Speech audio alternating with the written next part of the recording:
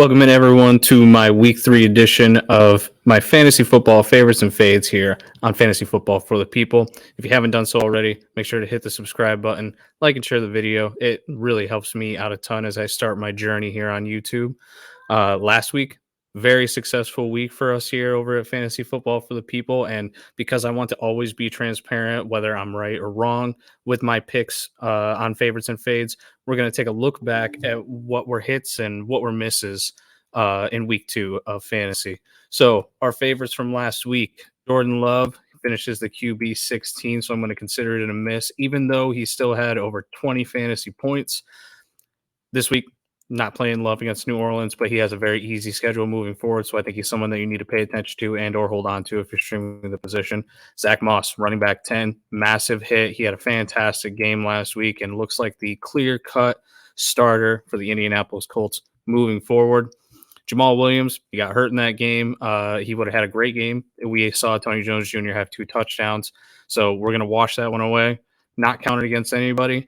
DJ Moore, wide receiver 28, even though he went for over 100 yards, that is a miss, but it was encouraging to see him get over 100 yards after a terrible week 1.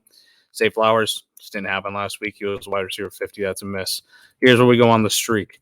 Tight end Hunter Henry finished again as the tight end 2 overall. Absolute hit. Fantastic fantastic streamer for the position.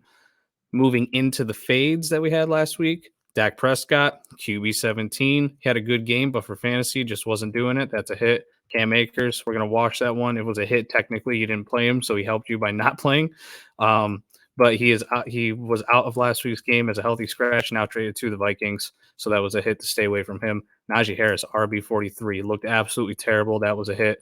Juju Smith-Schuster was an absolute trap against a terrible Miami defense. He was the wide receiver 70 last week. That didn't work out for you either if you played him.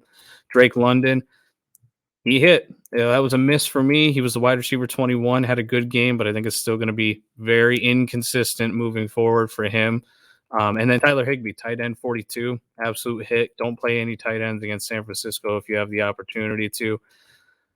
That's 7 for 11 if you take out Jamal Williams and Cam Akers, so that's not too shabby. We did pretty well.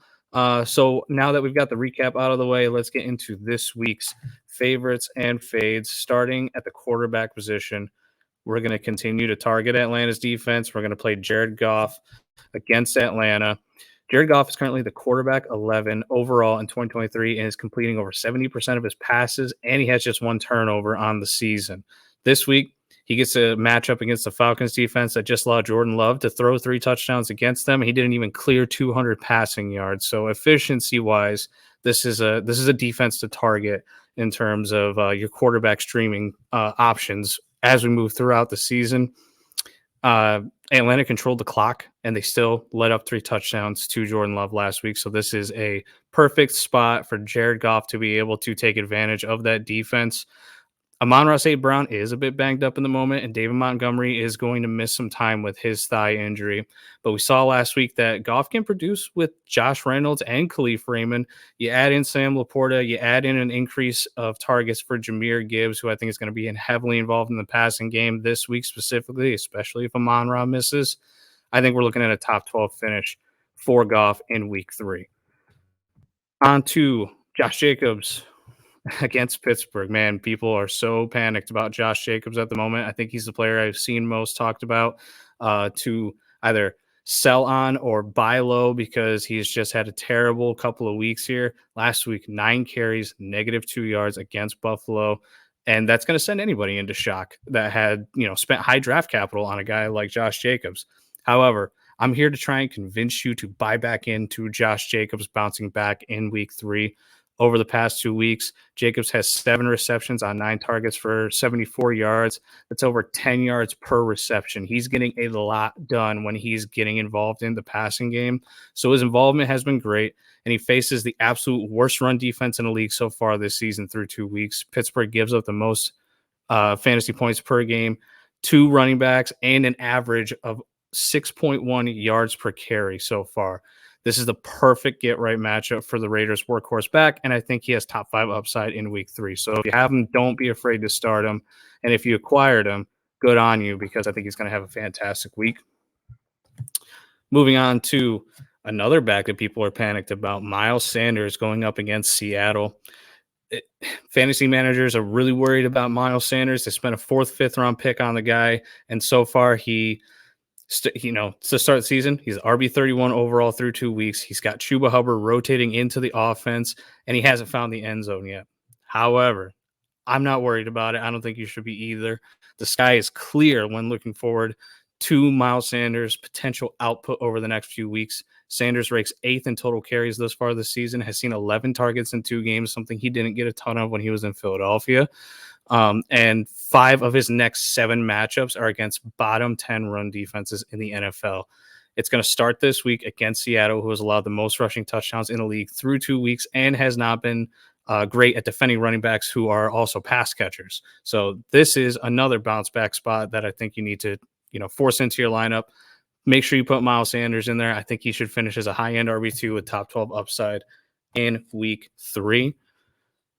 Moving on to the wide receiver position of my favorites, we're going to go to George Pickens of Pittsburgh going up against Las Vegas. Pittsburgh passing attack has been putrid outside of a few big plays to George Pickens this season. However, there could not be a better smash spot for the second-year receiver to take advantage of this week against Las Vegas. The Raiders were just torched by Josh Allen and the Bills through the air and have allowed 83.9% of the passes thrown to wide receivers so far this season to be caught. They also have given up the most touchdowns to the position through 2 weeks. So Pickens could be frustrating to start this season against, stiff defenses.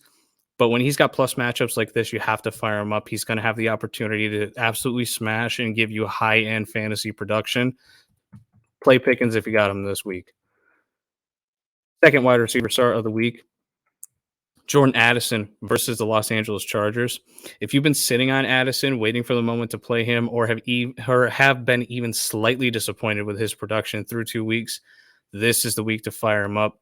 Rookie saw his snap share rise from 56% in week 1 to 69% last week against Philadelphia, and now he faces a Chargers defense that has given up the most points to fantasy wide receivers this season by a wide margin.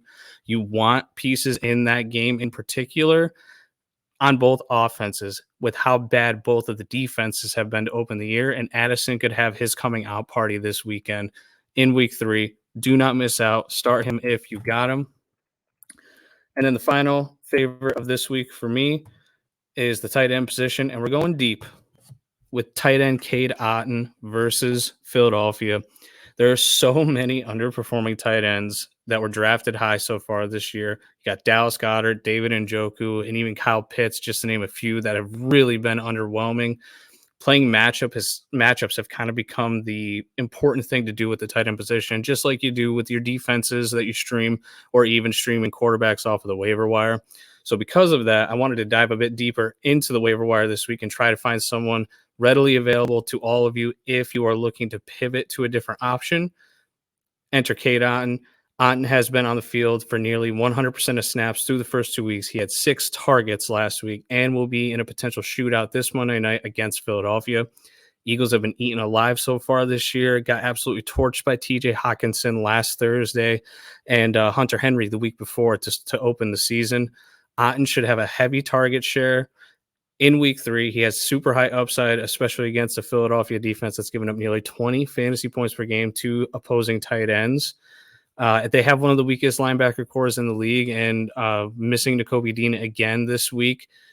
I would start him over guys like Kyle Pitts, Gerald Everett, Jake Ferguson. There's a lot of names this week that I think Cade Otton is going to outproduce. So if you're looking for a streamer, this is the one to go for, in my opinion. Moving on to our fades of the week. We have quarterback Deshaun Watson versus Tennessee. Watson's looked terrible as a passer this season. He has completed just 52% of his passes, has only 2 passing touchdowns, and was only good in week 1 because he was able to sneak in a rushing touchdown in there.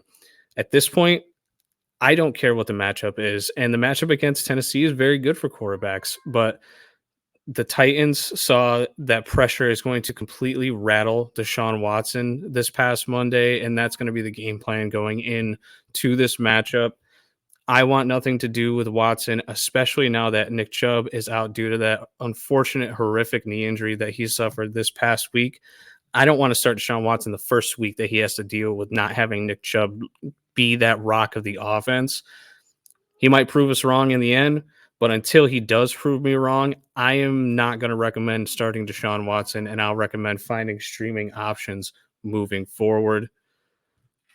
Let's go into our running back phase of the week, and I hate this one because it hurts because I'm a huge James Conner fan, but James Conner versus Dallas is an absolute fade this week.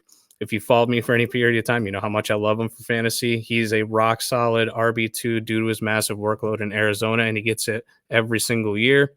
However, this week against the Cowboys is going to be super rough. Not only has Dallas allowed just 3.5 yards per carry against the position so far through 2 weeks, but they're going to be all over Conner, stack the box as much as possible to try and force Josh Doubs to beat them through the air, which he's not going to be able to do. He may salvage his day with receptions. He may get a ton of targets, but I think there's very little chance that he finds the end zone this week, and that's going to cap his fantasy upside. I think he finishes outside the top 24 and maybe isn't even worth considering flexing this week.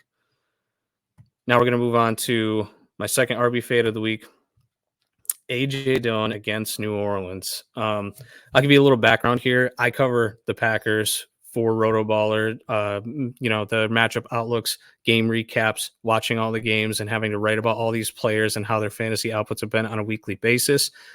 In that time, over the past 2 years, there have only been a handful of times where I thought that A.J. Dillon was going to be a good fantasy option that week.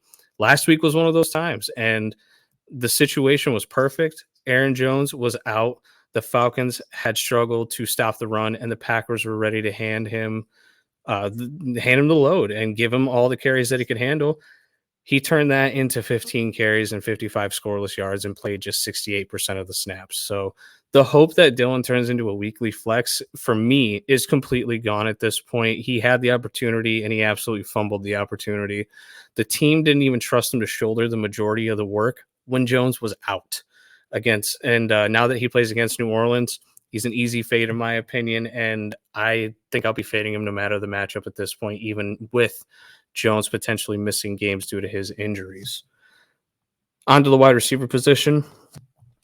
We're going to be fading wide receiver Jaxon Smith-Njigba versus the Carolina Panthers.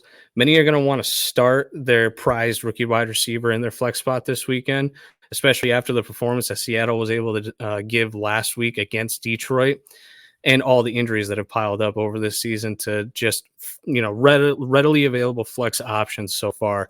JSN is going to be a guy that people want to start. However, I'm going to advise against it this week. JSN has been in on just over 50% of the snaps so far. He's only got 4.1 yards per target and 5.6 yards per reception. That is very low. Tyler Lockett and DK Metcalf are going to get all the valuable targets still. And the tight end core is really getting worked in a heavy rotation as well. So he's sometimes the fourth option in the passing game for quarterback Geno Smith. Panthers have done a really good job of defending wide receivers close to the line of scrimmage and have allowed the second fewest fantasy points per game to the wide receiver position through the first 2 weeks of the season. I think there's better days ahead for JSN, but I would find a better flex option this week and keep him on your bench until he really starts to have his coming out party, maybe in the next couple of weeks. And I'm going to cheat a little bit here. Our next fade is going to be the entirety of the Packers wide receiver core going up against New Orleans. I'm not a fan of any of the Packers really this week going up against the Saints. I'm avoiding Romeo Doubs. I'm avoiding Jayden Reed, and I'm even potentially avoiding Christian Watson in his first game back if he makes his regular season debut against the Saints.